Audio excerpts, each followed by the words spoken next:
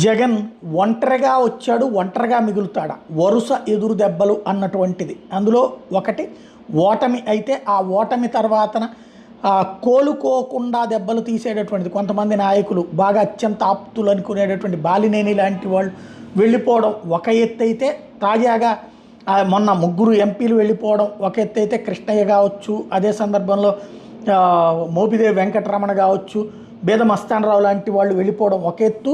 తర్వాత ఇప్పుడు ఏకంగా విజయసాయిరెడ్డే వెళ్ళిపోవడం. వాస్తవంగా వైఎస్ఆర్ కాంగ్రెస్ పార్టీలో మొట్టమొదటి నుంచి క్రియాశీలంగా ఉన్నటువంటి వాళ్ళల్లో విజయసాయిరెడ్డి, సజ్జల రామకృష్ణారెడ్డి, శ్రీకాంత్ రెడ్డి, కరుణాకర్ రెడ్డి, పెద్దిరెడ్డి వీళ్ళందరూ కీలకమైనటువంటిది. వేమిరెడ్డి కూడా ఉండేవారు.